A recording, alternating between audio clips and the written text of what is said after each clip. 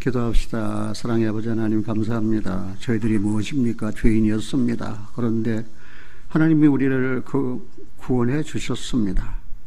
영접하는 자, 곧 그 이름을 믿는 자들에게는 하나님의 자녀가 되는 권세를 주셨다라고 하신 대로 예수님이 하나님의 자녀이듯이 성령으로 거듭난 우리도 하나님 당신의 자녀입니다. 어디를 가든지 무엇을 행하든지 하나님께서 항상 동행하심을 진심으로 감사드립니다. 이 땅에 우리는 죄인이 아닙니다. 행인과 나그네입니다.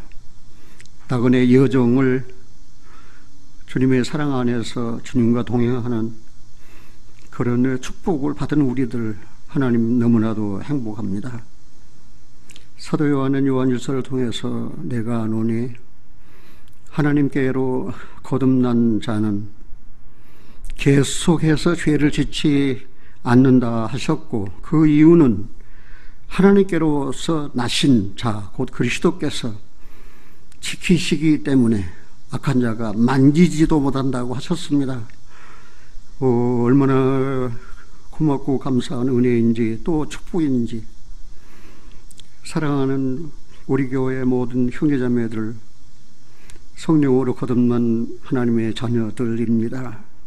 어디서 무엇을 하든지 누구를 만나든지 성실하게 진실하게 행하게 하시고 계속해서 죄를 짓지 않는다고 말씀하신 대로 주님께서 지키시는 은혜를 깨닫고 악한 자가 만지지도 못한다고 하는 확실한 소망 가운데에서 승리의 삶을 살다가 영광 중에 오시는 주님께 다 함께 올라갈 수 있도록 도와주시고 은혜를 베풀어 주시옵소서.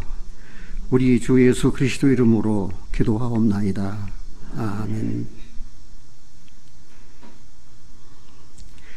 초보 같지만 너무나도 중요한 내용이기 때문에 저는 오늘 이 말을 드리겠습니다. 신앙생활, 참된 신앙생활, 그 원리가 무엇인가?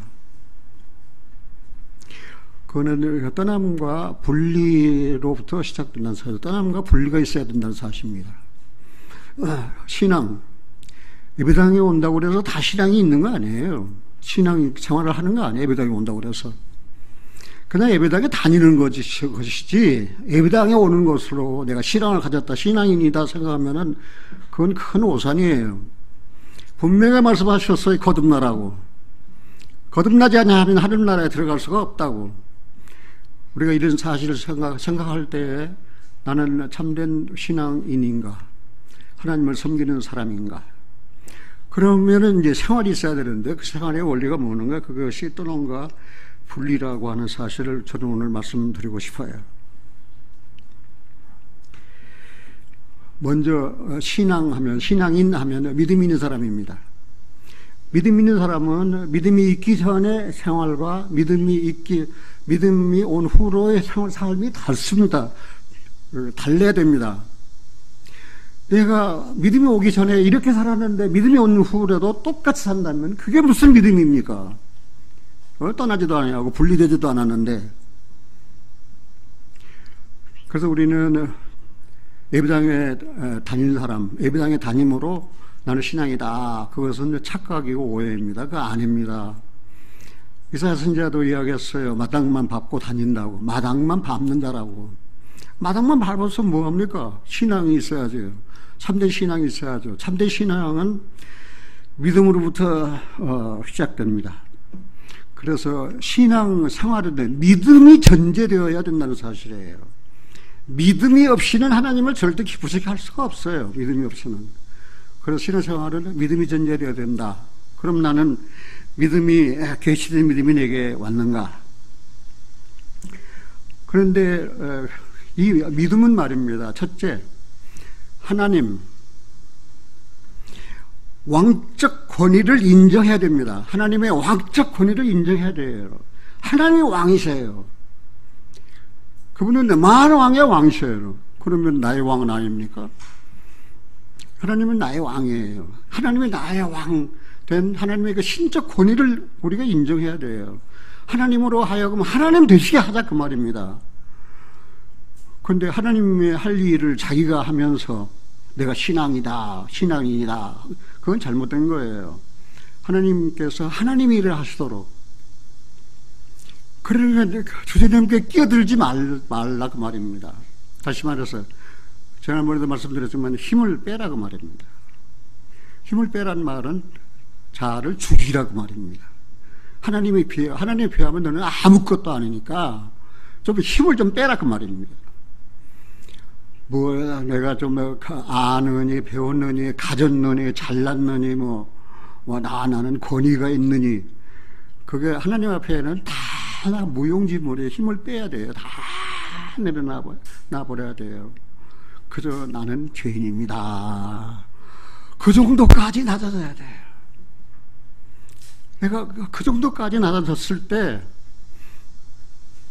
하나님이 나를 건져주셨어요.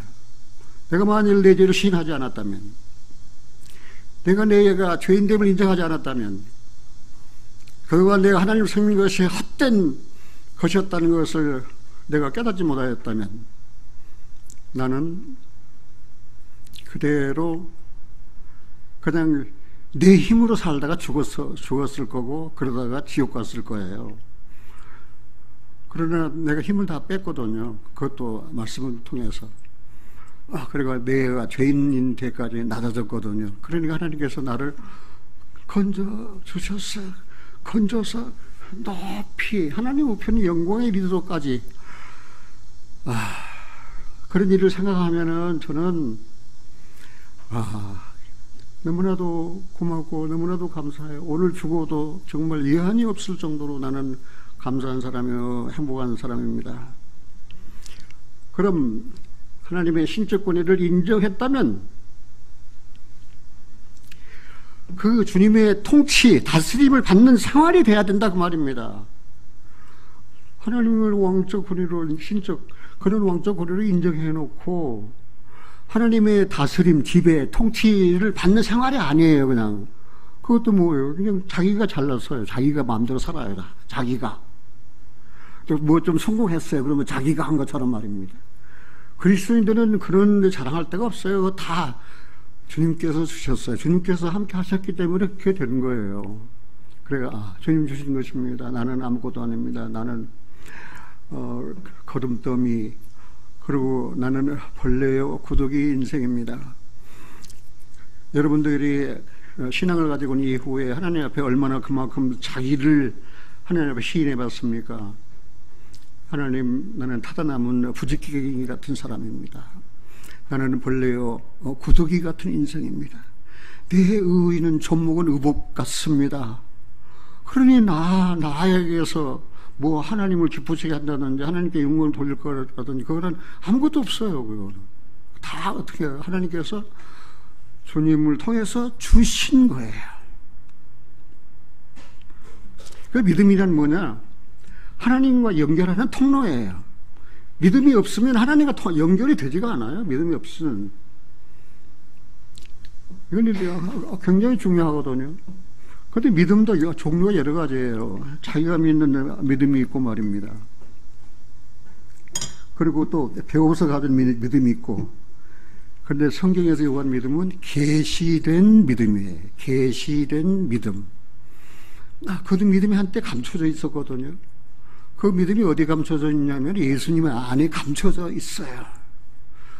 그러다가 그 예수님께서 아무도 못한 큰 일, 십자가 일을 행하시고 난 다음에 맞아, 그분을 믿음으로 내가 구원받지, 그분이 내 죄를 없이 하셨지, 동의서에서 문같이 내 죄를 도말하셨지, 그리고 기억지도 아니하셨다고 하셨어.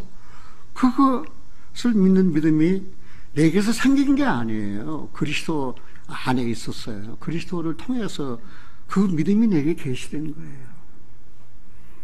그러니까 그 뒤로 그 믿음에 대해서 뭐 의심한다든지 그 믿음에 대해서 흔들린다든지 그런 것이 없어요.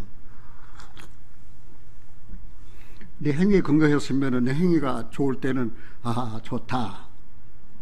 내 행위가 안 좋을 때는 내가 믿음 있는가? 어떻게 의심하기도 하고 흔들리지만, 그래서 중요한 것은 계시된 믿음입니다. 그 하나님과 연결한 통로, 이 믿음, 그 믿음을 가지면 평안을 느껴요. 그리고 사랑을 느끼고 행복해져요. 그리고 감사한 마음이 생겨요. 누군가 무언가 막 사랑하고 싶은 거예요. 막 사랑 억지로 하는 거 아니에요. 사랑하고 싶은 거예요. 그래서 영혼을 사랑하는 마음을 주신 거예요. 50년 신앙생활을 하면서 내 생활 가운데에서 터득하게 이루어지는 것이지, 어디서 누구한테 배워서 제가 이런 말을 하는 거 아닙니다. 소망이 부끄럽게 아니하면 하나님의 사랑이 성령으로 말미암아 내 마음에 부어졌다, 그 말입니다. 그러니까 그리스도인들은 뭐예요? 소망이 부끄럽지가 않아요, 저는. 그리고 하나님의 사랑이 성령으로 내 마음에 부어졌어요. 성령으로 마음에 하나님의 사랑이 부어졌어요. 그냥 떠다든 물이 아니에요. 떠다든 한 바가지 물은 목마르잖아요, 금방. 그러니까 성령으로 마음에 하나님의 사랑이 부어졌어요. 그냥 퍼내면 또 나오고, 퍼내면 또 나오고, 퍼내면 또 나오고, 또 아쉬워서 또 주고 싶고, 또 주고 싶고, 또 사랑하고 싶고, 그런 거예요, 신앙이. 그래, 믿음이 없이 하나님을 기쁘시게 할 수가 없잖아요. 여러분은 그 믿음에 들어섰습니까? 하나님과 연결된 통로인 그 믿음에 들어섰습니까? 그래서 하나님과 연결되었습니까? 그래서 하나님을 아는 지혜와 지식에서 살아갑니까? 그래가지고 하나님은 거룩하신 분이다, 하나님은 무소부재하시다, 하나님은 사랑이시다, 하나님은 공의의 하나님이시다. 그러니까 하나님을 점점 알아갈수록 내게 부어진 하나님의 사랑은 더 충만하게 되는 것입니다. 그런데 참된 신앙생활의 원리를 그 본보기로 보여준 사람이 있어요. 그 사람이 바로 아브라함이에요. 아브라함은 참된 신앙생활의 원리를 보여준 샘플과 같아요. 다시 말해서 본보기라 그 말입니다. 그래서 아브라함의 생활은 참된 신앙생활의 여정을 우리에게 보여주고 있는 거예요. 괜히 아브라함이 믿음의 조상이 된 게 아닙니다. 우리가 잘 아는 대로 아브라함은 율법 이전의 사람입니다. 율법이 있기 이전의 사람이에요. 한번 물어봅시다. 은혜가 먼저입니까? 율법이 먼저입니까? 은혜가 먼저입니까? 율법이 먼저입니까? 그런데 많은데 그 예배당에 다니는 사람이 말입니다. 은혜는 그냥 시시하니까 그냥 집어 던져놓고 그냥 율법을 한번 율법은 십계명이 10가지가 아니에요. 어떤 성경학자가 조사하니까 613가지나 돼요. 그래서 그 율법 행위로 구원을 받을 수가 없어요. 어떻게 613가지를. 그걸 한 가지 해놨다는데 다음에 그 일을 또 해요. 그래서 율법 행위로 어떻게 구원을 받을 수 있어요? 그래서 아브라함은 율법으로 구원받은 사람이 아니에요. 은혜를 믿음으로 구원받은 사람이라 말입니다. 자, 창세기를 찾았지만 로마서를 한번 다 읽어보고 지나가겠습니다. 로마서 4장입니다. 로마서 4장. 오늘 찾는 말씀은 좀 중요하니까 찾아서 꼭 그 밑줄을 그어 놓으시면 많이 참고가 될 거예요. 로마서 4장 13절. 아브라함이 나 그 후손에게 세상의 후사가 되리라고 하신 언약은 율법으로 말미암은 것이 아니요 오직 믿음의 의로 말미암은 것이니라. 믿음의 의, 율법이 아니고 믿음의 의로 말미암은 것이다. 그러면 아브라함도 믿음으로 의롭다함을 받은 사람이지 율법 행위로 의롭다함을 받은 사람이 아니에요. 14절. 만일 율법에 속한 자들이 후사이면 믿음은 헛것이 되고 약속은 폐하여졌느니라. 율법에 속한 자들이 하나님의 후사가 된다면은, 하나님의 유업을 이어받을 후사가 된다면은 믿음은 뭐예요? 믿음은 이게 헛것이 있으면 많아요. 그러니까 율법으로 되는 게 아니에요. 그 다음에 15절입니다. 같이 한번 읽어볼까요? 율법은 진노를 이루게 하나니 율법이 없는 곳에는 범함도 없느니라. 네, 율법은 뭘 이루는 거예요? 율법은 구원을 이루는 게 아니에요. 진노를 이루는 거예요. 율법이 왔어요. 이르렀어요. 율법을 범했어요. 그러면 그건 반드시 심판이에요. 그러니까 율법이 없는 곳에는 뭐가 없어요? 죄가 없어요. 그래, 율법이 이름에 죄는 살아나고 나는 죽었다 그러잖아요. 나는 율법 딱 교통법규에 걸렸거든요. 걸렸어요. 한국 요즘 자동차 운전하는 형제자매들 참 조심하세요. 자동차 뭡니까? 그 법을 어긴 사람들은 엄청 얻어맞습니다. 그래서 돈이 없어서 그러는데 교통범칙금을 말입니다. 얼마나 올려놓는지 몰라요. 그걸 한번 사고 냈다 하면은 집 거들납니다. 법이를 그렇게 무서워요. 그러니까 율법이 없는 곳에는 뭐가 없어요? 죄가 없어요. 여기 교통법규 해놨는데 전에는 없었어요. 내가 가든지 말든지 서든지 상관이 없었는데 딱 법을 정해놓고 그대로 하지 않으면은 이제는 범법자가 되는 거예요. 그 율법의 역할이 그거예요. 율법의 역할이. 율법이 필요 없다는 말이 아니에요. 율법은 죄를 깨닫게 하는 것을 알 수 있어요. 16절 같이 한번 읽어보겠습니다. 그러므로 후속하려는 이것이 은혜에 속하게 하기 위하여 믿음으로 되나니 이는 그 약속을 그 모든 후손에게 굳게 하려 함이라. 율법에 속한 자들에게뿐 아니라 아브라함의 믿음에 속한 자에게도니 아브라함은 하나님 앞에서 우리 모든 사람의 조상이다. 아브라함은 우리 믿는 사람의 조상이다. 아브라함은 유대인의 조상이다. 그렇게 되지 아니하고 아브라함은 뭐라고 그랬어요? 모든 사람의 조상이에요. 모든 사람이 믿음을 가져야 되잖아요. 왜? 하나님께 가려면은 믿음은 하나님과 연결된 통로니까.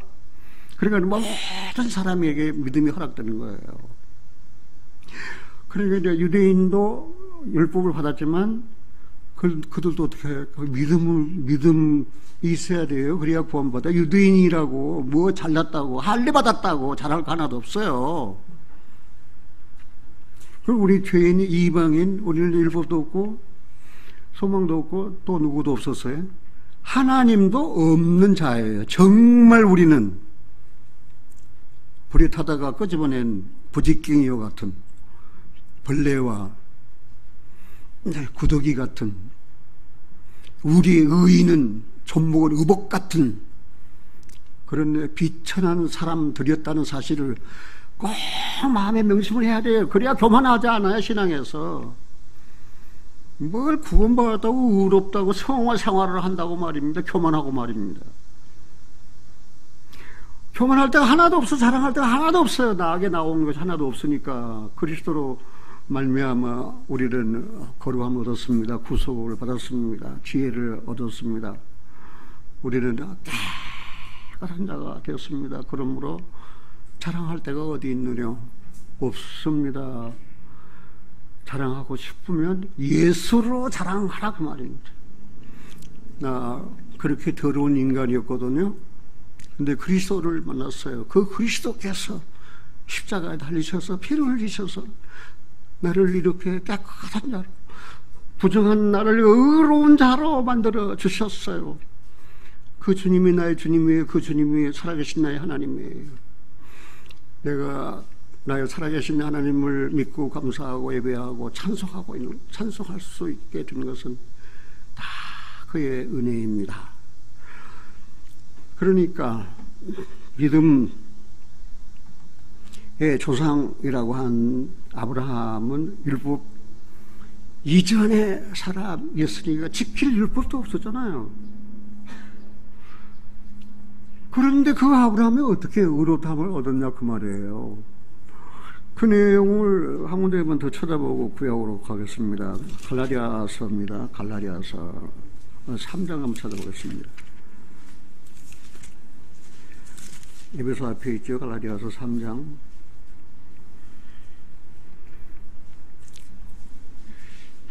이제 많이 들은 내용이니까 좀 제가 빨리 읽겠습니다. 갈라디아 3장 15절. 형제들아, 그 말은 구원받은 사람들하고, 여기 외인이 끼어드는 거 아니에요. 갈라디아 구원받은 교회. 형제들아, 15절. 형제들아, 사람의 예대로 말하노니 사람의 언약이라도 정한 후에는 아무나 폐하거나 더하거나 하지 못하느니라. 사람의 언약을 정했으면 그 언약대로 해야지 더하거나 폐하거나 할 수 없다고 말입니다. 아니면 언약을 갱신해야 되잖아요. 16절 이 약속들은 아브라함과 그 자손에게 말씀하신 것인데 여럿을 가리켜 그 자손들이라 하지 아니하고 오직 하나를 가리켜 네 자손이라 하였으니 곧 누구라고 그랬어요? 그럼 이 성경대로 하면 아브라함의 자손이 유대인입니까? 아브라함의 자손이 그리스도인입니까? 그리스도인들입니까? 아니면 여럿을 가리켜 네 자손들이라 하지 아니하고 하나를 가리켜 네 자손이라고 했으니 그분이 누구라고 그랬어요? 그리스도라 그 말입니다. 그리스도라 그 말입니다. 그 다음 17절입니다. 내가 이것을 말하노니 하나님이 미리 정하신 언약을 430년 후에 생긴 율법이, 그러니까 아브라함의 은혜를 믿음으로 의롭다함을 받고 난 후에 율법은 몇 년 후에 가입된 거예요? 그럼 430년 은혜가 먼저입니까? 율법이 먼저입니까? 은혜가 먼저이고 율법은 은혜 후에 얼마? 기간 430년 후에 율법이 들어왔다 그 말입니다. 그러면 우리 신앙생활도 율법대로 할래요? 은혜를 믿음으로 할래요? 율법대로 하고 싶은 사람은 하세요, 그대로. 그러나 나는 못해요. 해봤어요. 나는 내 생활이 일일 일선이거든요. 하루에 한 가지 착한 일을 해야 되거든요. 해봤다니까요. 그런데 금방 할 수 없는 것이 그냥 탈로 나버리잖아요. 그냥. 오늘 했는데 내일은 못해요. 또 그제 또 짓고 있는 거예요. 그러니까 율법의 행위로는 할 수 없다는 것을 확실히 저는 알게 됐어요. 그런데 여기 보니까 18절 같이 한번 읽어볼까요? 만일 그 유업이 율법에서 난 것이면 약속에서 난 것이 아니리라. 그러나 하나님이 약속으로 말미암아 아브라함에게 은혜로 주신 것이니라. 그 유업이 약속으로 말미암아 날 믿는 자에게는 내가 의롭다라고 약속하겠다 그 말입니다. 약속을 하셨어요. 그러면 하나님께서 약속을 변질시키거나 폐하거나 그렇습니까? 아니에요. 그 약속대로예요. 그 19절 같이 한번 읽어봅시다. 그런즉 율법은 무엇이냐? 분법은 인하여 더하는 것이라. 천사들로 말미암아 중보의 손을 빌어 베푸신 것인데 약속하신 자손이 오시기까지 있을 것이라. 그러니까 이 율법은 시효가 있어요? 시효가 없어요? 시효가 있어요. 언제까지입니까? 약속하신 자손이 오시기까지만. 그러면 예수님은 율법을 폐하러 오신 분이 아니에요. 하나님이 약속하신 그 율법을 이루시기 위해서, 완성하시기 위해서 오셨어요. 그래서 죄인은 심판받아라. 죄인은 십자가, 죄인은 하나님의 심판을 받아야 된다. 그러니까 그리스도께서 십자가 달래요. 하나님의 심판을, 공의의 심판을 어떻게 했어요? 다 받으셨잖아요. 그래서 율법의 요구가 이루어졌잖아요. 어디에서? 십자가에서. 그리고 우리는 일사부재리의 원칙에 의해서 내 죄 때문에 한 번 십자가에 못 박힌 그 예수님을 믿는다면 우리는 심판 받습니까? 안 받습니까? 심판 안 받습니다. 왜 심판 안 받습니까? 주님이 대신 받으셨잖아요. 대신. 그래서 대속의 은혜가 필요한 거예요. 예수님이 대신 심판 받으셨고 죽은 자 가운데 부활하심으로 말미암아 우리를 살려주신 거예요. 그게 믿음의 진수예요. 그게 예수님 십자가에 죽으심, 예수님 부활하심, 그게 복음의 핵심이고 신앙의 중심이에요. 이건 초보인 것 같지만 굉장히 중요해요. 한 번으로 끝나지 않아요. 이거는 생활 가운데서 말입니다. 그 죽으심은 죄에 대하여 3부원의 죽으심이요, 그 살아심은 의에 대하여 살아십니다. 내가 의에 대하여 계속 사는 생활을 하려면 부활하신 그리스도 예수 안에서 순결한, 성결한, 거룩한 성화의 삶을 살아야 되는데 내가 사는 것이 아니에요. 그리스도께서 사시는 거예요.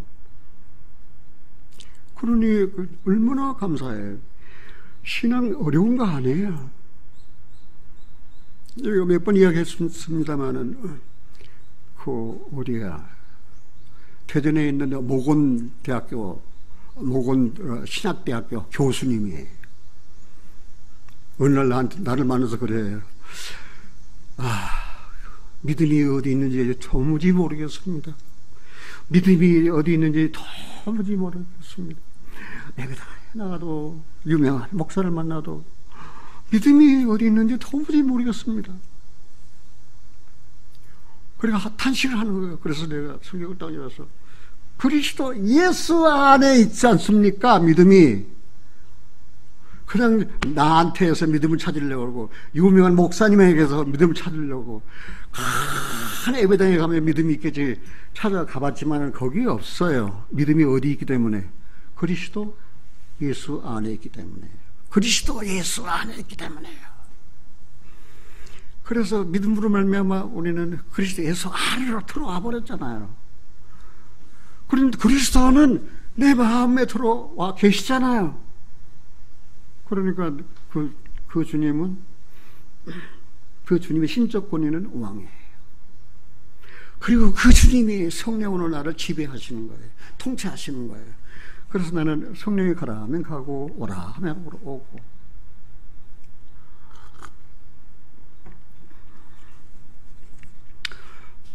내가 젊었을 때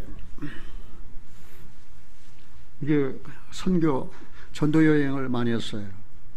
그럼 나는 혼자 안 가요. 나는 팀이 있어요. 우리 팀원들에게 뭐라 합니까? 성령이 가라 하면 어디든지 갑니다. 성령이 머물라 하면 어디든지 머물라 합니다. 그러니까 그건 뭐예요? 고스톱을 잘해야 돼. 신앙생활은 고스톱을 잘해야 돼요. 하는데 가라 그런데 안 가요. 왜? 자기 일 보려고, 자기 편안하려고. 거기 서라 그러면 안 서요. 자기가 잘났다고 자기가 무엇 좀 해보려고. 그리고 무엇이든지 잘 먹어라. 나는 젊었을 때부터 이제 사역을 했기 때문에 신방을 많이 하잖아요.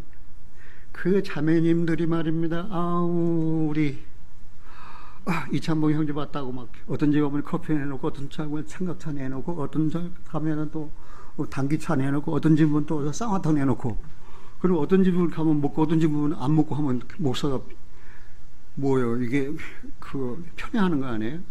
그리고 커피 내면 커피 먹고, 또 생각차 내놓으면 생각차 먹고, 이 차 내놓으면 이거 먹고, 또 이거 먹고, 이거 먹고. 그러니까 이게 배가 온전하지 못해. 배가 온전하든 온전하지 못하든 간에 형제 자매들이 사랑을 하는데 내가 어떻게 그걸 거절해요? 다 먹었어요. 그래도 내가 아파서 50년 설교하는 동안에 단상에 한 번도 빠진 일이 없어요. 어때요? 기적 것 같죠? 내가 신앙생활 오랜 신앙생활 하신 분들, 내가 아파서 단상에 못 쓰는 일이 있습니까? 뭐 없어요. 나는 예배당이 좀 멀리 떨어져 있기 때문에 제일 먼저 가야 돼요. 늦게 가면 안 돼요. 어떻게 오늘 아침에 마음이 무거워서 꼼짝대다 보니까 예배당 갈 시간이 늦었어요. 여보 빨리. 그리고 쳐다보니까 집사는 옷 입고 벌써 가방 두고 서 있는 거예요. 늦은 사람은 누구예요? 나예요. 그리고 기쁘게 예배당에 온 거예요. 지금 그 한길, 그 다음 이름이 뭐죠? 한길, 그 말씀, 그 다음에 침례교회. 형제자매들. 코로나 핑계 잘 됩니다. 코로나! 모이는 걸, 밀집 모이는 걸 중지해라. 그 핑계 삼아 예배당 안 오는 거예요. 나는 이해를 못하겠어, 그걸. 코로나 때문에 예배당에 못 옵니까? 코로나가.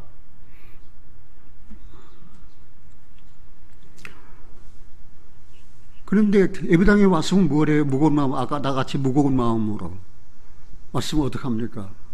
신령한 진정 예배 드릴 수 있어요? 감사로 하나님 찬양할 수 있어요? 그냥 앉았다가 그냥, 여기 목사님 오늘 설교 길게 하네요. 빨리 좀 끝났으면 좋겠는데. 그래야 갈 텐데. 그런 예배라면은 오시지 말아야 돼. 충만한 마음이 아니면 정말 예배드리는 즐거움.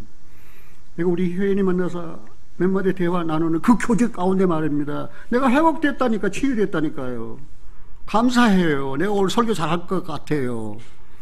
회인이 형제하고 얼굴 쳐다보고 주먹 악수하고 한마디 물어보고 또 대답하고, 그런데 너무 기쁘고 감사해요.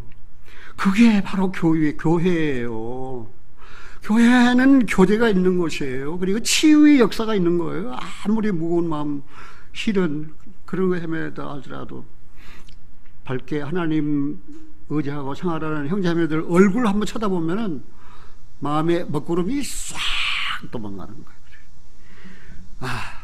내가 하나님의 은혜 입은 사람이지. 율법 익히 430년 전에 있었던 그 은혜, 아브라함이 허락한 그 은혜, 너에게도 허락하고 다윗에게도 그 은혜를 허락했어요. 우리 모두에게 그 은혜를 허락했잖아요. 그래 우리는 다 무엇 받은 사람이에요? 은혜 받은 사람이에요. 은혜 받은 사람. 은혜 위에 은혜예요. 그래서 충만하는 거예요.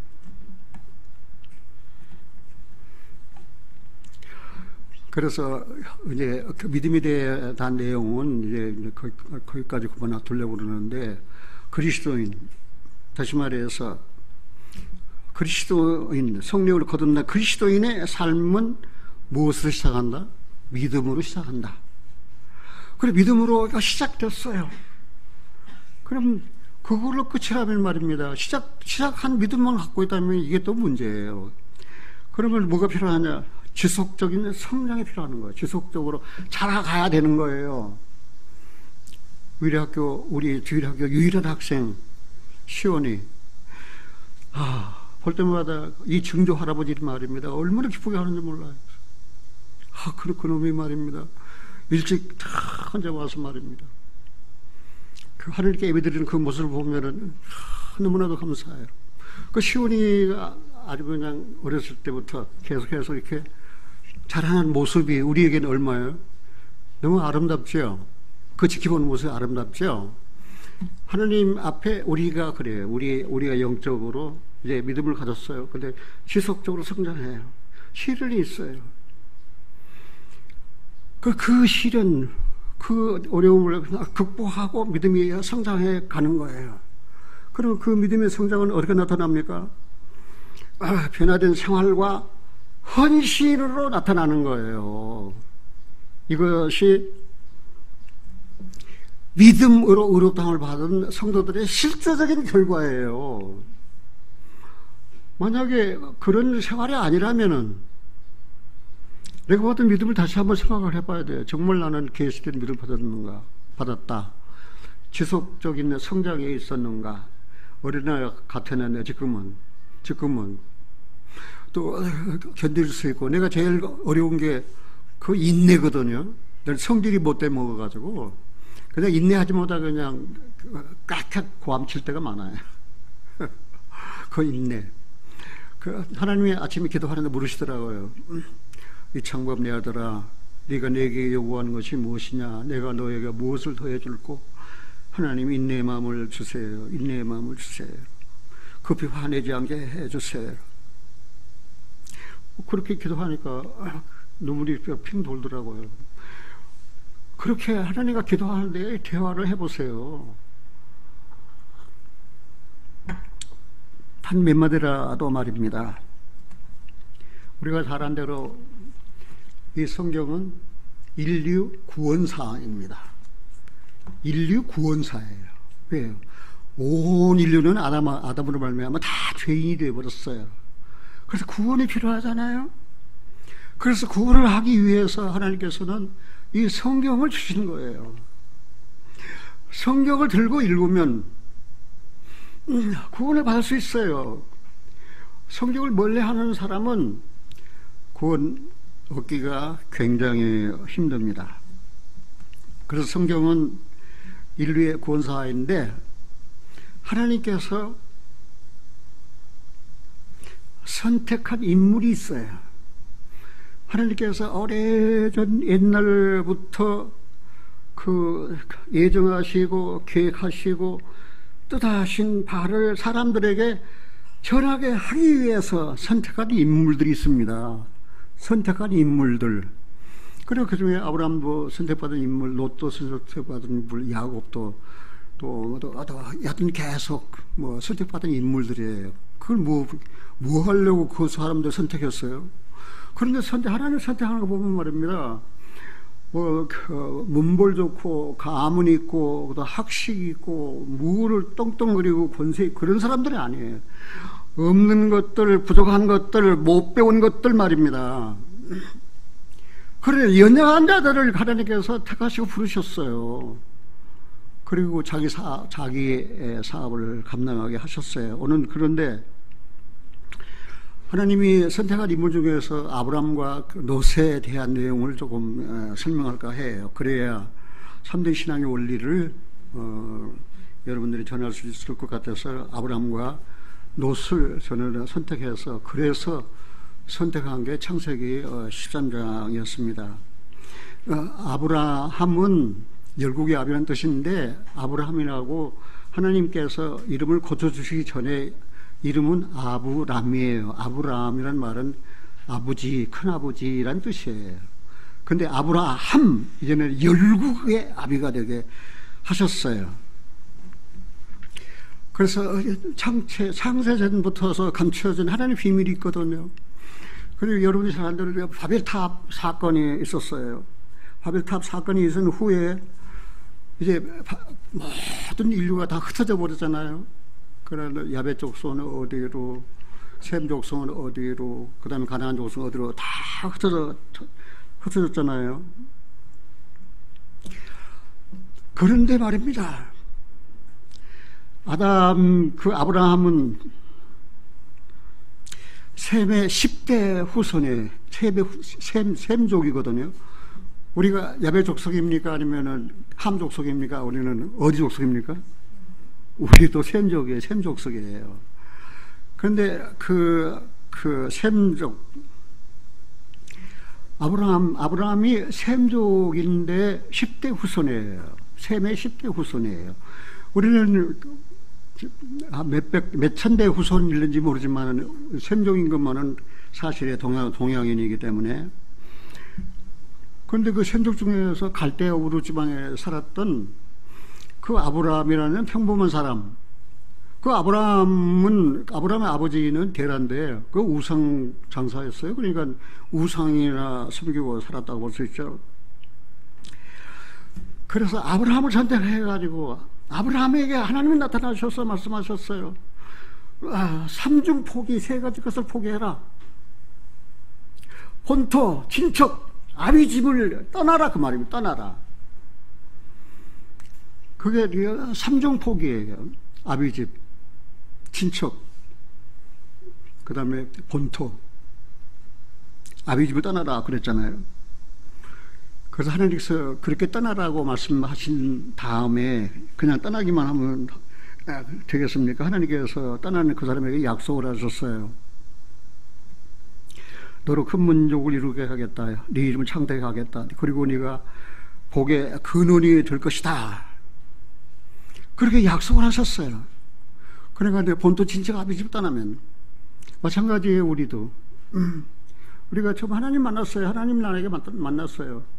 떠나야 할 것 있잖아요. 뭐 떠나요? 본토, 친척, 아비 집을. 우리는 예수님께서 말씀하셨어요. 아비나 어미를 나보다 더 사랑하는 자는 내게 합당치 않다 그랬어요. 그래서 아브라함은 그냥 즉시 떠났어요. 그런데 말입니다. 부르심을 받지 않은 그 부친, 그때 족장 시대이기 때문에 그 아버지가 이제 갈대우르에서 떠날 때 아브라함과 또 아브라함의 아내 사레와 또 조카 롯을 데리고 이 데라가 부르심도 받지 않은 그 아버지가 족장이랍시고 말입니다. 끌고 가는 거예요. 가나안 땅으로 가라고 그러는데 그 아버지가 어디로 들고 왔습니까? 하란 땅으로 왔습니다. 그래서 그 하나님이 약속하신 가나안에 들어갈 수가 없었어요. 아브라함이 왜 들어갈 수 없습니까? 아버지 때문에. 아버지 이름이 천연하다, 연기하다, 연기시키다. 그래서 하란으로 데려가서 가나안으로 못 들어가게 그 아버지가 천년 지연시키고 그 다음에 연장시켰어요. 그러자 아버지가 죽었어요. 그래 아버지 사후에 이제 누굽니까? 자기를 데리고 한 육신의 부친이 없잖아요. 죽어버렸으니까. 그러니까 이제 아브라함이 자기 아내 사레와 조카 롯을 데리고 이제 왔습니다. 그래서 가나안 땅에 도착했어요. 가나안 땅에 진입했어요. 가나안 땅에 들어왔다고, 약속했다 가나안 땅에 들어왔다고, 진입했다고 그게 다가 아니에요. 들어와서 보니까 저기 창세기 그 12장을 한번 찾아보겠습니다.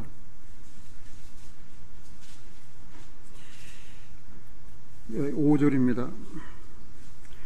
창세기 12장 5절 아브라함이 그 아내 사레와 조카 롯과 하란에서 모든 소유 얻은 사람들을 이끌고 가나안 땅으로 가려고 떠나서 마침내 가나안 땅에 들어갔더라. 6절 같이 한번 읽겠습니다. 아브라함이 그 땅을 통과하여 세겜 땅 모래상 수리나무에 이르니 그때 가나안 사람이 그 땅에 거하였더라. 여호와께서 아브라함에게 나타나 가라사대 내가 이 땅을 네 자손에게 주리라 하신지라. 그가 자기에게 나타나신 여호와를 위하여 그곳에 단을 쌓고 8절 같이 읽습니다. 거기서 베델 동편 선으로 옮겨 장막을 치니 선은 베델이요 동편은 아이라. 그가 그곳에서 여호와를 위하여 단을 쌓고 여호와 이름을 불렀더라. 예, 세겜 땅 그게 어디냐면 헤브론이에요. 가나안 땅 신임했어요. 이제는 헤브론에 왔어요. 상수리 나무 아래 이제는 장막을 쳤어요. 그 첫 단을 쌓았어요. 그래 하나님께 예배를 드렸다고 말이에요. 그런데 그 쳤던 장소가 어디냐면은 베델과 아이 사이에 그 첫 단을 쌓았어요. 우리 잘 아는 대로 베델은 뭐냐면은 벳은 집이란 말입니다. 히브리 말로. 엘은 하나님입니다. 그러니까 벳엘 하면은 무슨 뜻이에요? 하나님의 집. 근데 이 아이란 말은 무슨 말이냐면은 파괴 무더기. 그러니까 하나님과 파괴 무더기, 베델과 아이 사이에 장막을 쳤는데, 베델도 아니고, 아이도 아니에요. 그 사이에 장막을 쳤어요. 그게 가나안 땅에 와서 처음 장막을 친 곳에 단을 쌓고 하나님께 예배를 드리는 곳이 그곳이. 이 내용은 굉장히 중요합니다. 이 내용은 어떤 성경학자도 이야기하는 것을 저는 못 봤어요. 그러나 나는 신앙생활 하면서 베델과 아이 사이를 경험을 했어요. 베델은 하나님의 집에, 아이는 파괴 무더기, 파괴 무더기예요. 그럼 내가 하나님 집 쪽으로 향할 거냐, 파괴 무더기로 향할 거냐, 그 사이에 끼었으니까 이 이리로 갈 거냐, 이 이리로 갈 거냐, 이 이리로 갈 거냐. 이게 굉장히 중요한 문제입니다. 베델과 아이 사이. 베델이면 베델이고 아이면 아이지. 왜 베델과 아이 사이입니까? 우리 신앙생활도 하나님의 집과 그 다음에 파괴의 무덤, 파괴의 무덤 그 사이에 내가 주님을 모신 내가 있어요. 그래서 성령의 인도하신 바가 되면 하나님 집 쪽으로 갈 거고, 성령의 인도를 못 받으면 파괴의 무덤이 폐허의 무덤 그 아이로 갈 거고, 그 중간에 있다는 것을 저는 신앙생활을 하면서 경험을 했어요. 여러분 잘 아는 갈라디아 5장에 보면 두 가지 뭐가 나옵니까? 두 가지 소욕이 나오죠. 육체의 소욕과 그 다음에 성령의 소욕. 육체의 소욕은 온갖 죄를 다 짓게 만들어요. 폐허의 무덤이에요. 아이예요, 그게. 근데 성령의 인도하신 바 되면 성령의 열매를 맺어요. 사랑과 희락과, 그 다음에 화평과 자비, 온유, 인내, 양성, 절제, 충성. 그 사이에 내가 끼어 있었거든요. 그러니까 얼마나 내가 그런 시련을 당하고 고통 가운데서 눈물을 흘리는지 몰라요. 성령의 인도하신 바가 되지 아니하면 하나님, 내가 어떻게 이 사역을 담당합니까? 내가 세상적 육신의 길을, 거기를 보면은 뭡니까? 모든 불의, 추악, 압독, 탐욕, 그 사이에 끼어 있으니 말입니다. 내가 그러다가 그리스도 예수의 사람은 예수와 함께 그 정과 욕심을 어떻게 했어요? 같이 한번 해봅시다. 그리스도 예수의 사람은 그리스도와 함께 그 정과 욕심을 십자가에 못 박았느니라.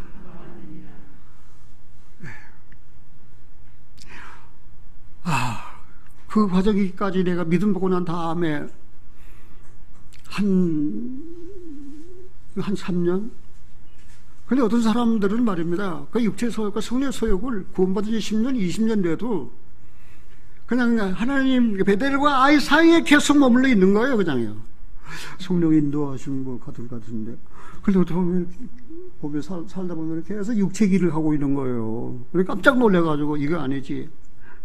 그리고 돌아오기도 하고, 그냥 모두 돌아오고 그냥 주저앉아 버려. 그냥 완전히 그냥 아이에 주저앉아, 파괴의 무덤, 폐해의 무덤에 주저앉아 버리는 경우도 저는 봤어요. 그런데 가나안에 진입을 했는데 이제 세겜에 이르러 상수리나무에 단을 쳤어요. 그게 헤브론인데, 헤브론이라는 말은 연합이라는 그런 뜻이에요. 살다 보니까 하나님이 부르심을 입었다고 그래서 아브라함에게 좋은 날만 있었던 거 아니에요. 그 가나안 땅, 약속한 땅에 돌아와 보니까 말입니다. 기근이 심해졌어요. 기근이. 아니, 약속의 땅에 하나님의 그 약속의 땅에 기근이 웬 말입니까? 기근이 왔어요. 그래가지고 살기 위해서 어디로 갔습니까? 아브라함은 할 수 없이 살기 위해서 남쪽으로 남방 네개부 계속 남쪽으로 계속 내려가 버리니까 어디까지 가버렸어요? 애국까지 가버렸잖아요. 이게 문제예요. 이게 아브라함의 여정은 우리 참된 신앙생활의 여정의 본보기라고 이야기했죠. 그 땅에 기근이 드니까 그냥 살기 위해서 이제는 뭐예요? 애국까지 내려가 버렸어요. 그 애굽에 내려가서 어때요? 아주 치욕적인 생활을 했잖아요. 사례를 불러. 여보, 사례, 당신 오늘부터 내 아내 아니야. 내 누이 동생이야. 그래서 애굽 사람이 만나서 당신 신분을 묻거든. 아브라함은 내 오라버지 옷이다. 그래, 그 뭐를 한 거예요? 거짓말을 했잖아요. 거짓말. 참 얼마나 타분합니까? 그러면 그 사례가, 아브라함 아내 사례가 너무 곱고 아름다우니까 애굽 왕이 어떻게 해요? 사례를 탐나서 애굽의 왕궁으로 데려갔잖아요. 그러니까 하나님께서 그를 막았어요. 그래서 애굽에 들어가면 그런데 지옥적인 삶을 사는 거예요. 구원받은 그리스도인데 세상을 한번 내려가 보세요. 그게 무슨 감사가, 기쁨이 있고 평안이 있고 행복이 있는가? 아브라함처럼 거짓말을 하고 말입니다. 치욕적인 데 생활을 할 수밖에 없잖아요. 하나님께서 그걸 어떻게 했어요? 이제 애굽에서 떠나게 하셨어요. 그래, 그래서 이제 아브라함은 지금 몇 번 떠났습니까? 아브라함은 몇 번 떠났어요? 말 안 할래요? 갈대우리에서 어떻게 했어요? 떠났잖아요. 그냥 기근 때문에 살기, 목숨, 구찬 생명 살리기 위해서 애굽으로 들어갔는데 어떻게 하셨어요? 하나님께 지켜주셔서 거기서 떠나게 하셨어요. 그래서 거기서 떠날 때 애굽 왕이 아브라함에게 엄청난 부를 안겨줬나 봐요. 그 조카도 말입니다. 따라갔다가 그냥 그 삼촌 덕에 한몫 챙겨가지고 같이 나온 거죠. 아주 부자가 돼가지고 급으로 나왔어요. 급으로 나와가지고 13장 1절입니다. 13장 1절. 아브라함이 애굽에서 나올 새 그와 그 아내와 모든 소유며 노도 함께 하여 남방으로 올라가니 아브라함에게 육축과 은금이 풍부하였더라. 그가 남방에서부터 발행하여 베델에 이르매 베델과 아이 사이에 전에 장막 쳤던 곳에 이르니 그가 처음으로 산을 쌓은 곳이라. 그가 거기서 여호와 이름을 불렀더라. 아브라함이 일행롯도 양과 소와 장막이 있으므로 그 땅이 그들의 공감을 용납지 못하였으니 곧 그들의 소유가 많아서 동거할 수 없음이었더라. 삼촌 때문에 얼마나 아주 그냥 대박 난 거예요. 지금 이게 롯스 말입니다. 롯스 누굽니까? 롯스는 아브라함 조카예요. 아브라함은 삼형제가 있거든요. 아브라함과 나홀과 그 다음에 하란이에요. 하란과 나홀이에요. 근데 하란은 일찍 죽었어요. 그래 조카 덩그러니 남았는데 그게 바로 롯이에요. 그러니까 이제 아브라함이 인정이 많아서 그러든지 갈 때 우리를 떠나면서 그 롯, 아이고 내 어린 그 조카 이 녀석을 여기다 놔두고 하면은 그 삶이 온전하겠어요? 에이, 내가 데리고 와야지. 그래 됐고 같이 데리고 나간 거예요. 데리고 나가지 말아야지. 그 데리고 나간 거예요. 근데 그 롯은 말입니다. 쫄랑 삼촌을 따라서 갔어요. 그러니까 하란으로 가니까 하란으로 가고, 또 가나안으로 저 삼촌이 가니까 삼촌을 따라서 가나안으로 가고, 삼촌이 애굽으로 가니까 또 어디로 갔어요? 애굽으로 또 내려갔어요. 그래가지고 그 바로 왕에서 그런 치부했어요, 아브라함. 그래서 많은 재물, 은금과 많은 재물을 가축을 끌고 나오는데 롯은 애굽에서 이름이 없어요. 롯은 들어가서 완전히 그는 죽은 자예요. 죽은 자나 박물이에요. 애굽에서 롯이 무슨 이름이 있었습니까? 기억할 이름이 있었습니까? 괜히 삼촌 따라다니다 삼촌 괴롭히고 말입니다. 그리고 삼촌 덕에 말입니다. 대박 나가지고 말입니다. 엄청난 부를 안고 이제 돌아왔는데 어디 돌아왔어요? 베델과 아이, 그 다음에 뭐예요? 베델과 아이 사이, 전에 장막 쳤던 곳.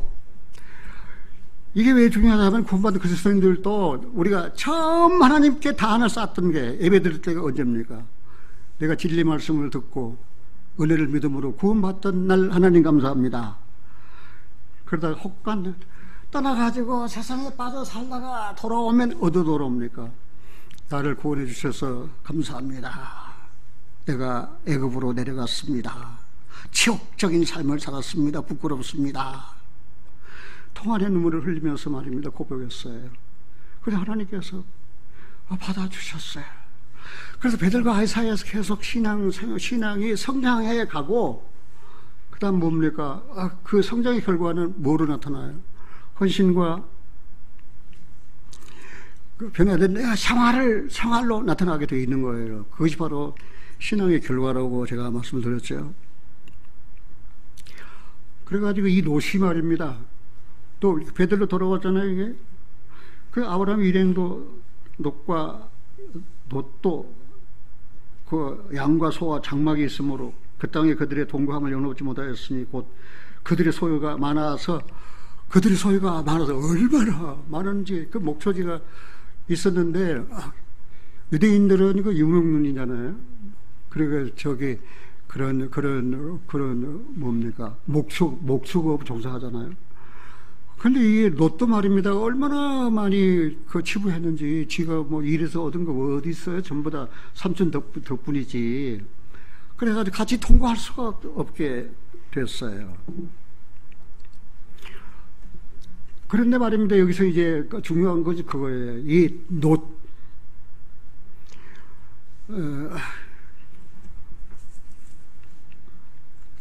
창세기 13장 한번 보겠습니다.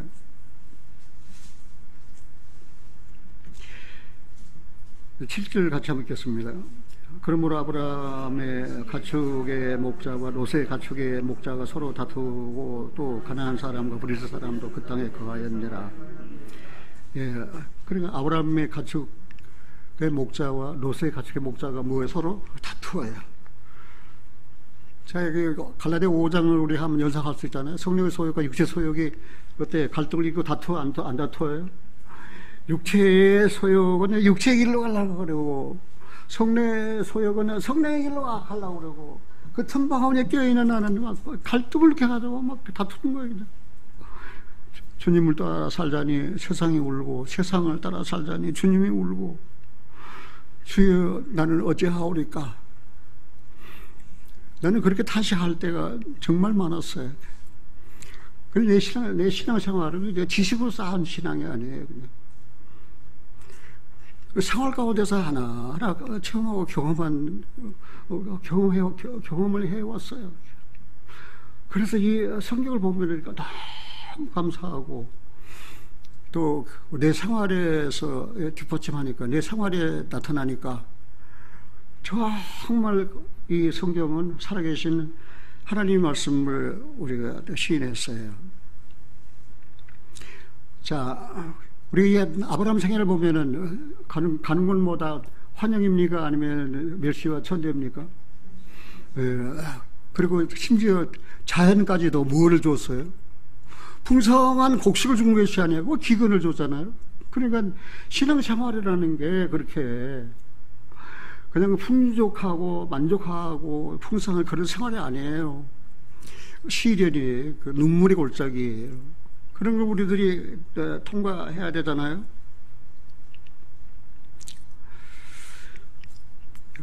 여기까지 한번 생각해보고 한번 세워봅시다. 성령을 쫓아 행할 겁니까? 육신의 욕심을 쫓아 행할 겁니까? 하나님 들으셨어요? 말 안 하는 분도 마음으로 했죠. 성령을 쫓아 어떻게 한다고? 네. 하나님 성령을 쫓아 살게요. 내가 세상에서 이보다 더 못한 대우를 받고 이보다 더 못한 시련을 당하고 이보다 더 못한 빈곤 기근 있다 할지라도 나는 성령을 쫓아 행할게요. 그냥 우리는 괜히 하는 이야기가 아니에요. 하나님께서 들으셨다는 것을 생각하시 바랍니다. 그러니까 동거할 수가 없어요. 이제 소유가 많으니까. 그러니까 아브라함이 제안을 한 거예요. 아브라함이 하루를 롯을 불렀어요. 롯아 이리 와봐. 조카 롯아 이리 와봐. 그래 불러가지고 8절에 같이 한번 읽어볼까요? 아브라함이 롯에게 이르되 우리는 한 골육이라 나나 너나 네 목자나 내 목자나 서로 다투게 말자. 나나 너나 너나 나나 같이 한번 봅시다. 나나 너나 너나 나나 뭐 하지 말자고? 다투지 말자고. 그래 안 다툴 수 있어요. 지금 성령의 소욕과 육체의 소욕이 함께 지금 공존하고 있는데 내 속에. 그러니까 어떻게 해야 돼요? 이제는 분리돼야 되잖아요. 분리, 나눠져야 되잖아요. 분리. 이게 분리의 원칙이에요. 이게 분리된 삶을 살자면 육신은 육신이에요. 육체의 길 가는 거예요. 영은 영의 길을 가는 거예요.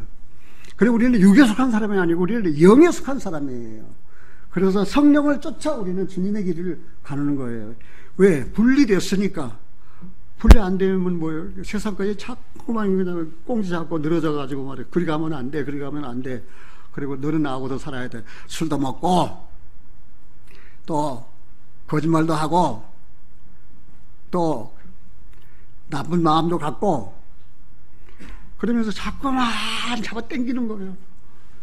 그런데 성령의 소욕이 이기니까, 성령의 인도하심이 이기니까 우리는 승리하고 그 다음 하나님께 감사할 수가 있어요.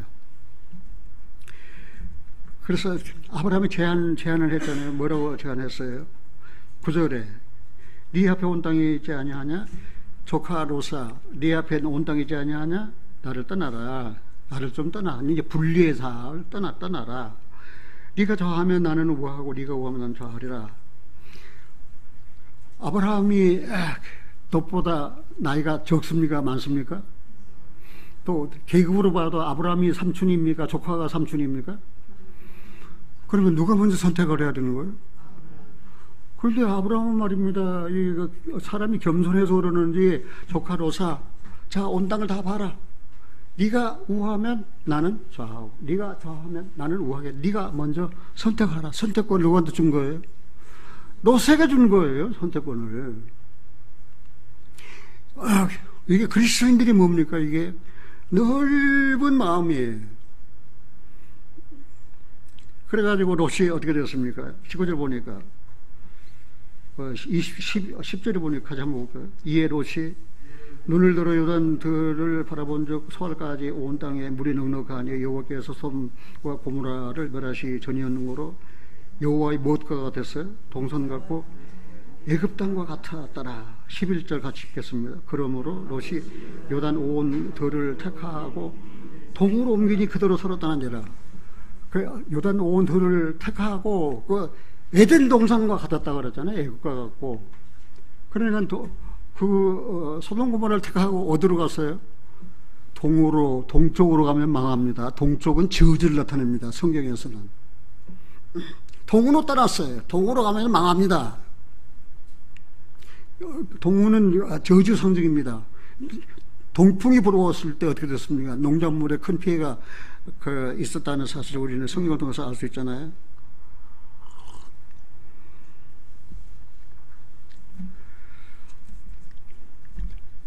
그래서 이제 어떻게 소돔 고모라 성을 택하고 삼촌 아브라함을 떠나서 갔어요, 안 갔어요? 이제 이게 분리예요. 이제 아브라함과 롯이 분리됐어요. 그냥 우리에서 나올 때도 함께 나오고 하란에 나올 때도 함께 나오고 애굽에 들어갈 때도 함께 들어가고 나올 때도 함께 들어가고 이 롯이 말입니다. 그냥 계속 아브라함을 따라다녔는데 이제 여기서 비로소 이제 아브라함과 롯은 어떻게 됐습니까? 분리됐습니다. 그래서 사도 바울은 이 분리에 대한 원칙을 이렇게 우리에게 가르쳐주고 있어요. 고린도후서 6장을 한번 찾아보겠습니다. 고린도후서 6장입니다.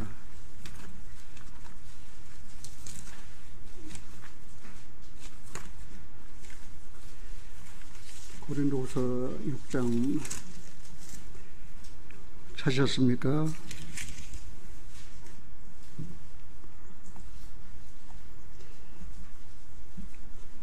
13절입니다. 고린도전서 6장 13절. 내가 같이 한번 읽어볼까요? 내가 자녀에게 말하듯 하노니 보답한 양으로 너희도 마음을 넓히라. 그러니까 내가 자녀에게, 우리 하나님 자녀이잖아요. 말한다. 보답한 양으로 마음을 좀 넓히라고 말입니다. 마음을 좁지 말고 마음에서 좁아지지 말고 말입니다. 그 아브라함이 조카를 향해서 그런 선택권을 먼저 두고 모든 것을 다 양보했듯이 말입니다. 그러니까 넓은 마음을 가져라 그 말입니다. 그러면서 그러겠잖아요.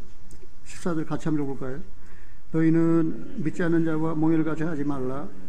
의와 불법이 어찌 함께하며 빛과 어둠이 어찌 사귀며 그리스도와 벨리알이 어찌 조화되며 믿는 자와 믿지 않는 자가 어찌 상관하며 하나님의 성전과 우상이 어찌 일치가 되리요. 우리는 살아계신 하나님의 성전이라. 이와 같이 하나님께서 가라사대 내가 저희 가운데 거하며 도로 행하여 나는 저희 하나님이 되고 저희는 나의 백성이 되리라 하였느니라. 그러므로 주께서 말씀하시기를 너희는 저희 중에서 나와서 따로 있고, 분리에게 따로 있고, 그 다음 같이 한번 읽어볼까요?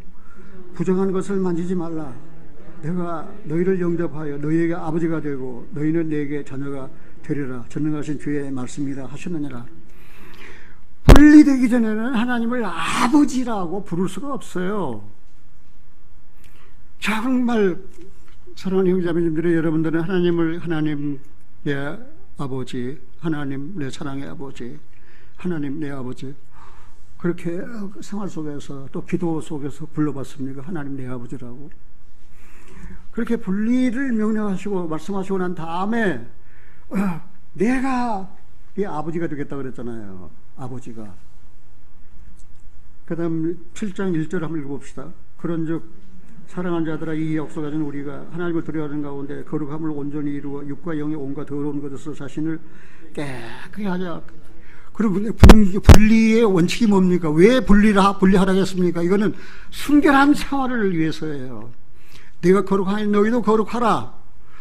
그래, 거룩한 삶을 살려면 분리가 있어야 된다고 말입니다. 분리.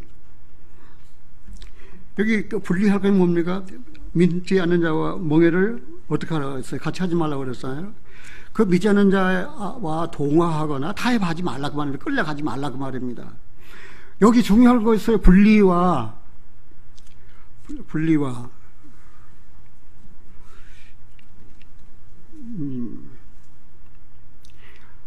이 분리 갑자기 생각이 안 나는데 분리하고 세상적인 또 다른 말로는 분리를 뭐라고 합니까? 생각나면 이야기하고 그러니까 믿지 않는 자와 멍에를 어떻게 해요? 그러면 믿지 않는 자와 이제 절거하라 그 말이 아니에요. 이건 분리라는 말은 믿지 않는 자와 멍에를 같이 하지 말라는 말은 말입니다. 뭡니까? 믿지 않는 자와 저보러 같이 살지 않으려면 세상 밖으로 나가야 되잖아요. 그런데 믿지 않는 자와 멍에를 같이 하지 말라. 이건 이제 그 생각을 해보세요. 그러니까 믿지 않는 자와 믿는 자와 믿지 않는 자가 동업을 하면 어떻게 해요? 믿는 자가 손해보는 경우가 굉장히 많습니다. 그리고 뭐라고 했습니까? 의와 불법이 어찌? 의와 불법. 빛과 어둠, 그리스도와 벨리알. 벨리알은 이게 우상이에요. 성전과 우상. 그래서 나와서 따로 있고, 그 다음 뭐예요? 부정한 것을, 더러운 것을 만지지 말라. 그 말을 다른 말로 하면 더럽게 살지 말라고 말입니다. 부정한 것을 만지지 말라. 여기 7장 1절에 그런즉 사랑하는 자들아 우리가 사랑을 받은 이 약속을 가진 우리가 하나님을 두려워하는 가운데 거룩함을 온전히 이루어 성화, 성결, 순결한 삶, 육과 영의 온갖 더러운 것에서 자신을 어떻게 하라고 했어요? 깨끗하게 하자. 이게 분리의 원칙이에요. 분리를 하자니 요구하시는 것이 바로 그것 때문에 우리 순결한 삶 때문에 순결한 생활 때문이에요. 만약에 분리되지 아니하고 산다면 우리는 세상에 있지만 세상의 선자가 아닙니다. 세상에서 하나님 것으로 분리된 사람입니다. 우리는. 그래서 하나님께서 분리된 사람이기 때문에 이제는 하나님께 있는 것을 우리가 추구하고 살아야 해요. 선을 추구하고 살아야 해요. 하나님 안에는 아름다운 것이 있기 때문에 선과 아름다움을 추구하고 사는 거예요. 이제는. 진실을 추구하고 사는 거예요. 이제는 공의를 추구하고 사는 거예요. 거룩을 추구하고 사는 거예요. 이제는. 그게 분리의 원칙이에요. 만약에 조카 롯이 아브라함 삼촌 땅을 떠나서 분리하지 않았다면 그 목자들을 계속 다투고 목자들을 다투니까 얘들 싸움이 그 엄마 아빠 싸움까지 되잖아요. 그래서 계속 투쟁하고 또 싸우고 투쟁하고 그러다가 아브라함은 생애를 끝낼 수도 있어요. 롯과 분리하지 않았다면 우리가 그런 육체 소욕과 성내 소욕을 분리하지 않았다면 우리는 더럽게 살다가 구원을 받았다고 할지라도 부끄럽게 하나님 앞에 갈 수밖에 없는 그런 처지일 수도 있었던 사실입니다. 분리는 무엇 때문에 순결한 삶을 위해서 하나님이 거룩하시니까 우리도 어떻게 해요? 거룩하게 살려고. 그래서 육과 온갖 더러운 것에서 자신을 어떻게 하고 깨끗하게 살라고. 그래서 이 분리 원칙이 필요하다는 사실입니다. 그래서 롯이 선택해가지고 어디로 가버렸습니까? 그 소돔 고모라 갔잖아요. 그때는 아직 그 심판하기 전이기 때문에 아주 에덴 동산과 같았다고 그러냐. 얼마나 비옥하고 그 롯의 그 육신의 눈을 쳐다보니까 말입니다. 이게 살판 났어요. 아주 대박 났어요. 그래서 소돔 고모라 성을 택하고 거리로 갔잖아요. 이제는 내려갔잖아요. 거리로 간 결과가 무엇입니까? 의로운 심령이 상했다고 베드로후서에 보게 되었어요. 롯은 의로운 심령이 소돔 고모라 상에 들어가서 상했어요. 사랑하신 여러분들이 우리가 잘못 선택해서 가면 세상으로 가면 의로운 심령이 상처를 받아요. 그 평안이 없어요. 감사가 없어요. 살고 싶지가 않아요. 그냥 죽었으면 싶어요. 그리고 뭘 하겠습니까? 나가라. 소돔 고모라 심판이 있다. 그러니까 그것도 마지못해서 할 수 없이 끌려 나오는데 자기 아내는 뒤돌아보다가 뭐가 됐습니까? 소금 기둥이 되어버렸어요. 그리고 이제 두 딸을 데리고 이제 가까운 그 소아라는 성에 갔어요. 그래 딸들이 그 남자들 우리 배필들 남자들 다 죽어버렸으니까 아버지하고 우리 자손을 퍼뜨리자. 그래 아버지한테 술을 먹여가지고 근친상간 더러운 지옥적인 말입니다. 그래가지고 내놓은 족속이 뭡니까? 모압과 암몬 족속이에요. 이 롯은 그 삼촌 믿음의 사람 아브라함만 떠나는 것이 아니에요. 그는 이스라엘의 민족을 떠나는 거예요. 왜요? 모압과 암몬의 조상이 됐잖아요. 모압과 암몬을 누가 그 씨로 퍼뜨렸어요? 롯이잖아요. 그것도 더럽게 자기 딸들을 통해서 말입니다. 그래가지고 그 모압과 암몬 자손은 계속 이스라엘을 대적하는 괴롭히는 민족이 됐잖아요. 지금은 이 사람들. 그래서 그 롯은 잘못 선택한 거예요. 소돔은 죄가 있는 곳이에요. 죄가 있는 곳이에요. 거기는 의의가 없어요. 거기는. 그런 그 결과를 얻었잖아요. 그런데 그 가나안 데카드 아브라함 헤브론 아까 얘네들이 연합이잖아요. 연합이라는 말이 하나님과 연합된 사람이에요. 아브라함. 그런데 거기 헤브론에는 막벨라 굴이 있어요. 자기 사랑하는 아내 묘도 거기다가 헤브론 그 막벨라 굴에다가 썼어요. 거기. 그래서 아브라함의 후손들의 아브라함의 자손들의 그 묘지가 헤브론에 있다는 사실을 우리가 한번 생각을 해봐요. 그러니까 거기가 어디예요? 베델과 아이 사이에. 그리고 우리가 사는 곳이 베델도 아니고 아이도 아니에요. 그 사이 중간에 살아요. 그러니까 이 육신이 있을 때는 주님과 따라오고 하잖아요, 우리가. 그러니까 원하는 건 뭐예요? 이 육신의 장막이 빨리 무너져야 하나님이 지으신 영원한 집이 우리에게 있다는 사실을 알잖아요. 그래야 우리가 그 하나님의 집과 아이 그 파괴의 무덤 그 사이에서 갈등을 일으키지 아니하고 영생을 누리면서 살 수가 있잖아요. 그런데 그 롯이 떠나고 난 다음에 하나님께서 아브라함에게 또 나타났다는 사실이 중요해요. 이제 분리됐으면 됐지. 왜 하나님께서 아브라함에게 다시 나타나셨을까? 아까 읽었던 창세기 13장을 한번 찾아보겠습니다.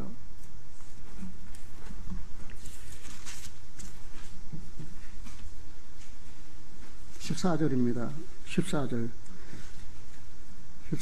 롯이 아브라함을 떠난 후에 여호와께서 아브라함에게 이르시되 너는 눈을 들어 너 있는 곳에서 동서남북을 바라보라. 보이는 땅을 내가 너와 네 자손에게 주리니 영원히 이르리라. 이게 그 땅에 대한 약속이에요. 그냥 그 롯은 그냥 동쪽이 좋아가지고 그냥 소돔고모라에서 동쪽으로 가서 저주를 받아버렸지만 하나님께서 아브라함에게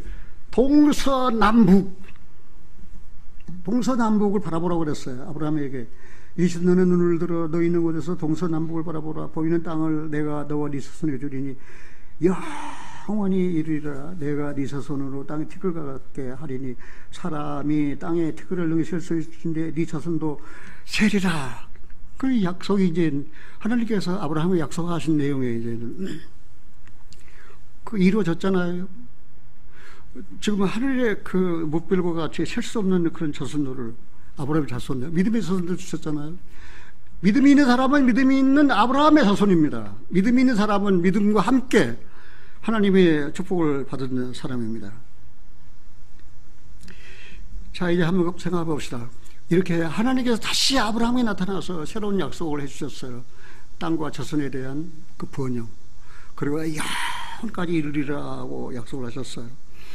사랑하는 형제자매님들이요, 소돔으로 가면 안 됩니다. 세상으로 가면 안 됩니다. 세상으로 가면 지옥입니다. 세상으로 가면 지옥스러운 삶을 살 수밖에 없습니다. 부끄러운 삶을 살 수 없습니다. 이제 소돔에서 나와야 합니다. 세상에서 나와야 됩니다. 하나님의 것으로 이제 나와야 됩니다.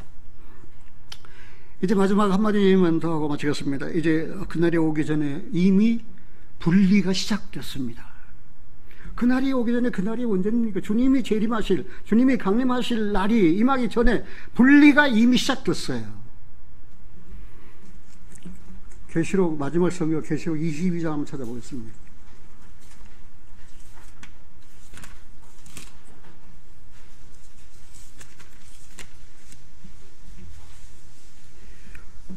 계시록 22장입니다. 10절입니다. 13절까지만 같이 읽어보겠습니다. 또 네게 말하되 이 책의 연의 말씀을 임봉하지 말라. 때가 가까우니라. 불의를 하는 자는 그대로 불의를 하고, 더러운 자는 그대로 더럽고, 의로운 자는 그대로 의를 행하고, 거룩한 자는 그대로 거룩되게 하라. 보라, 내가 속히 오리니 내가 줄 상이 내게 있어 각 사람에게 그 일한 대로 갚아주리라. 나는 알파와 오메가요, 처음과 나중이요, 시작과 끝이라. 예, 하나님은 알파요 오메가입니다. 처음입니다. 나중입니다. 시작과 끝입니다. 그분이 지금 말씀하셨습니다. 책에 말씀에 임봉하지 말라. 이게 닫아놓지 말라 그 말입니다. 이게 오픈북이에요. 책을 열어놨어요. 이제 다요. 지금 지금 책이 열어진 책이에요. 그만큼 예언이 다 성취됐다고 말입니다. 이제 감춰진 비밀이 거의 없어요. 다 오픈되었기 때문에. 그러면서 어떻게 시작되었습니까? 불의를 한 자는 그대로 불의를 하고, 지금은 은혜 받을 만한 때, 지금은 구원의 날입니다. 근데 은혜 받을 만한 때 은혜를 받지 못하고 구원을 받지 못한다면 지금 오픈북 성경이 열려 있는데 이게 어떻게 합니까? 그럼 불의한 자는 그대로 불의하고, 의로운 자는 그대로 의로운 거예요. 이거 어쩔 수 없는 거예요, 저는. 이 분리가 됐잖아요, 이미. 너는 하나님 앞에 불의한 자입니까? 아니면 의로운 자입니까? 자, 불의한 자였다가 이제 어떻게 됐어요? 의로운 자로 분리됐습니까? 안 됐습니까? 이거 굉장히 중요합니다. 그 다음 뭐라고 그랬어요? 불의한 자는 그대로 불의를 해요. 그대로 불의를 해요. 고칠 길이 없어요, 지금은. 그 다음에 의를 행하는 자는 그대로 거룩되게 하라.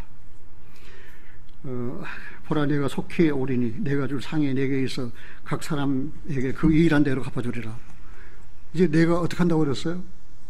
이미 불의는 이루어졌잖아요. 불의한 자는 그대로 불의하고, 의로운 자는 그대로 하고, 더러운 자는 그대로 더럽고, 깨끗한 자는 그대로 깨끗해.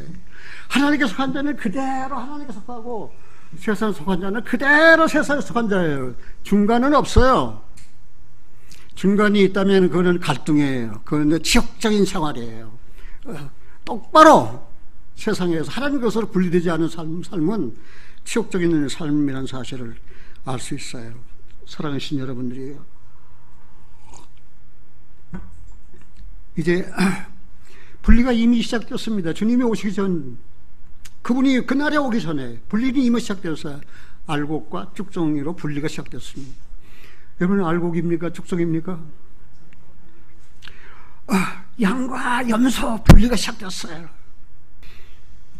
그 목사님 기도 가운데에서 큰 짐승 하나가 탁 나타나더니 목사님을 째려보는 거예요. 왜 나를 째려보느냐? 여기 있는 사람들은 다 내 것이다. 다 내 백성들이야. 그러면서 짐승이 말입니다.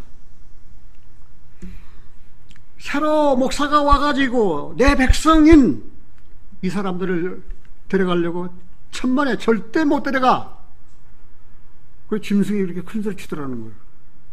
그래서 목사님이 당황해가지고 짐승 쳐다보면서 짐승이 다 버티고 목사님 앞에 달려드는데, 그런데 이 목사님이 두려워하지 않고 담대하게 그렇게 외쳤습니다.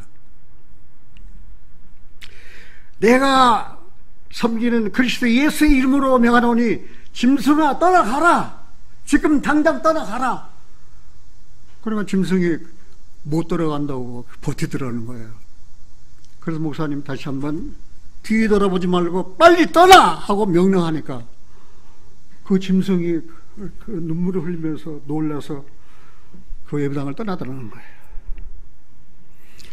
그런 일이 있고 난 다음에 그 예배당은 성령으로 성도들이 조그만 해가지고 예배당에 오면은 서로 친교를 나누고 교대를 하면서 하나님께 예배를 드리는데 너무너무 정성스럽고 찬송하는데 내 영혼이 은총 입어 중한 죄짐 받고 많이 하면서 막 큰 소리로 찬송하는데